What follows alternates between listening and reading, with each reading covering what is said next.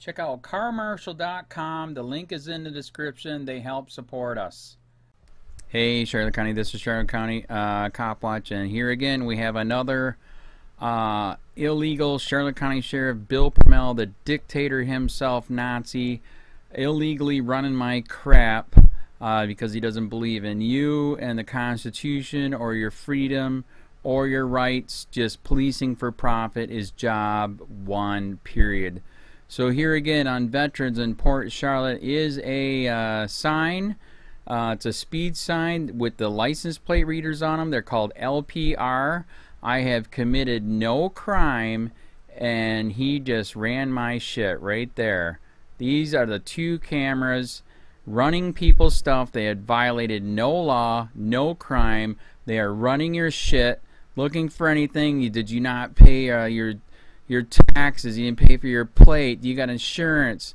You have committed no crime. They are also tracking you with this crap. Wake the hell up, people. This is not freedom. This is socialist, fascist tyranny, and I'm going to keep making videos, and I'm going to keep pulling records to show you this is not freedom. Wake up. Katzlakabe found what he said. With cameras mounted on a police cruiser, what we're looking at is a license plate directly across the street, 131-9161. Cops in San Leandro, California can capture and record license plates as they drive down any street, an efficient method to catch car thieves or pull over vehicles that show up in a criminal database. With technology and with smart, good policing, it allows us to keep our public safe. But when a local activist petitioned the police department and got a hold of the records on his car, he says he was stunned by what he saw. Did you think it was a case of Big Brother's gone too far? Yeah, I do think Big Brother's gone too far because I have not been charged with, I'm not suspected of committing any crime. Mike Katzlakabe found what he says is an egregious violation of privacy. 112 instances over 2 years where police just happened to get images of his car and more. So this picture shows my car parked in the driveway of my house and very clearly shows my daughters and myself getting out of the car. The license plate scanner is always on. Anytime a police officer drives the car, it's recording, storing license plates on its servers. In just a few minutes, we watch the system record hundreds of plates. Police say the data can later be accessed to solve crimes. Everything from following leads on Amber Alerts to collecting unpaid tickets. But Katzlakabe says a line has clearly been crossed. Innocent people should not have their records being stored by law enforcement. Law enforcement, though, has wholeheartedly embraced this technology. More than a third of large police agencies are using automated plate readers, according to a 2010 study by George Mason University. There are 3 cameras on the roof, one on the left, one on the right, and one on the side. They capture plates instantaneously. Those plates are then cross-checked against suspect vehicles. So if a car comes across as being stolen, the officer will be instantly alerted.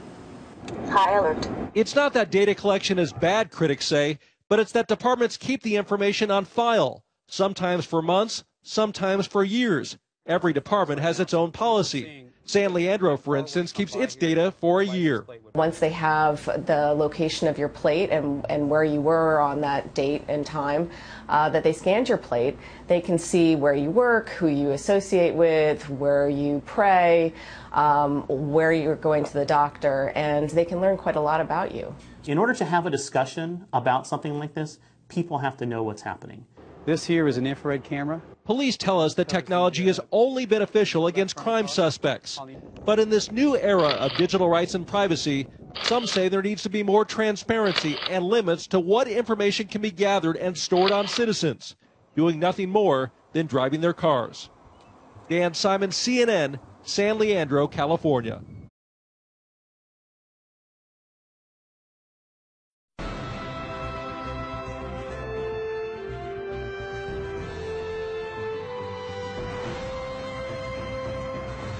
Does the government work for us or do we work for the government? Tonight, what if the Constitution no longer applied?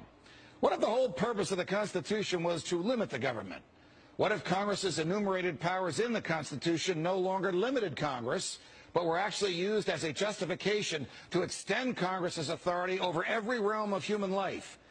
What if the president, meant to be an equal to Congress, has instead become a democratically elected, term-limited monarch? What if the president assumed that everything he did was legal just because he's the president? What if he could interrupt your regularly scheduled radio and TV programming for a special message from him? What if he could declare war on his own? What if he could read your emails and your texts without a search warrant? What if he could kill you without warning? What if Supreme Court justices no longer looked to the Constitution to determine the constitutionality of a law, but rather simply to what justices who preceded them thought about it? What if the rights and principles guaranteed in the Constitution have been so distorted in the past 200 years as to be unrecognizable by the founders? What if the 50 states were no longer sovereign entities, equals to each other, and parents of the federal government they voluntarily constituted? What if the states were mere provinces of a totally nationalized and fully centralized government? What if the Constitution was amended stealthily, not by constitutional amendments duly ratified by the states, but by the constant and persistent expansion of the federal government's role in our lives? What if the federal government decided if its own powers were proper and constitutional? What if the Constitution were no longer the supreme law of the land? What if you needed a license from the government to speak, to assemble, or to protest against the government? What if the government didn't like what you planned to say, and so it didn't give you the license? What if the right to keep and bear arms only applied to the government? What if posse comitatus, the federal law that prohibits our military from occupying our streets, were no longer in effect? What if the government considered the military an adequate dispenser of domestic law enforcement? What if cops looked and acted like troops and you couldn't distinguish the military from the police? What if you were not secure in your person, in your papers, and in your property? What if federal agents could write their own search warrants in defiance of the Constitution? What if the government could decide when you were and were not entitled to a jury trial? What if the government could take your property whenever it wanted? What if the government could continue prosecuting you until it got the verdict it wanted? What if the government could force you to testify against yourself simply by labeling you a domestic terrorist? What if the government could torture you until you said what the government wanted to hear? What if people running for president actually supported torture? What if the government tortured your children to get to you? What if government judges and government lawyers intimidated juries into convicting the innocent? What if the government could send you to your death and your innocence meant nothing so long as the government's procedures were followed? What if America's prison population, the largest in the world, was a cruel and unusual way for a country to be free? What if half the prison population never harmed anyone but themselves? What if the people had no rights except those the government chose to let them have?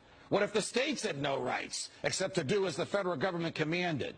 What if our elected officials didn't really live among us, but instead all had their hearts and homes in Washington, D.C.? What if the government could strip you of your rights because of where your mother was when you were born? What if the income tax was unconstitutional?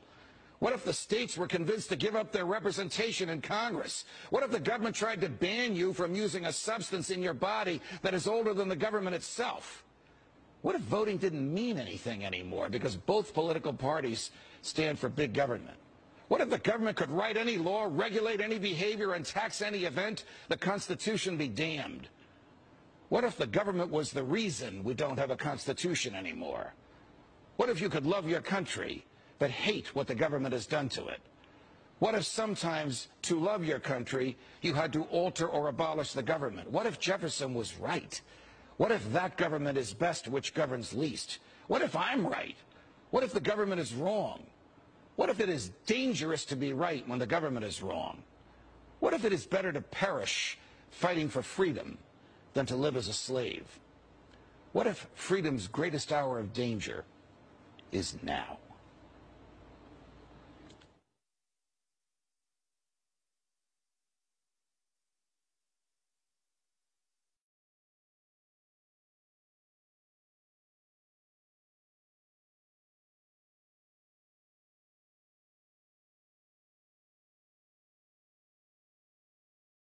County, this is Charlotte County COPWATCH, and I wanted to explain what fair use is.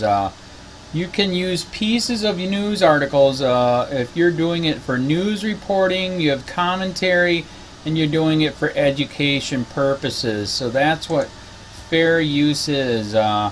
as you can see right here. Another reason why I wanted to make this video is to let you know I have just joined with Patreon. A nice thing with Patreon, I make no money on YouTube. They took the money away years ago, and so this is another way to give, and it's a nice thing too because you can give monthly. You can give $1, $5, $10, whatever. I do 4 to 5 hours a day on trying to wake the sheeple up on how corrupt it is and different ways that you can fight the corruption. So Patreon is a way that you can do it, and then of course the old way is still there. Donate to Sheriff County Cop Watch with PayPal or credit card. So keep that in mind. 4 to 5 hours a day. I make no money, but the corruption happened to me and I'm sick of it, so I'm trying to wake people up. But my wife would love it if some, if we could get some help out there. There's 47,000 subscribers. Just think if each one of you subscribers just gave a, let's say, actually, yes, $1 a month. 47,000 subscribers gave $1 a month. That would be awesome. That's not going to happen. But anyways, that would be great if it did happen. But do the math in your head. Just think about it. Like I said, 4 to 5 hours a day. I get no money from YouTube. YouTube has gone nuts. You can't do anything anymore. They're taking the money away everywhere. So these are a couple different ways that you can still help out with all this time that I put in. And as you know, I'm in a special situation where, at least I can do it. 4 to 5 hours a day. We have a cleaning company during the day. That's what allows me to do this, and we're debt free. So this is my hobby. I don't go fishing and all that other crap. I try to save the world. So help me out to make the wife happy, man. In fact, if you guys did give $1 a day, and there was 47,000 of you, and you did it, and each of you gave $1, and that was every month, oh my God, yes, I could quit. I could start suing them. Another idea too that we have is if I got some funds, we could actually contact everyone that has been ticketed and or arrested and put in jail and start sending them postcards to let them know we're here, and to see if everything went all right, and if it didn't, find out their story. So we could even do more investigations and more lawsuits. Lawsuits take money. So just think about that. 47,000 of you so far right now. $1 a day. $1 a month on Patreon, or $5 a month Patreon, 10, 20, whatever. Just do the math in your head. Help out. This is a lot of work every single day. Thanks.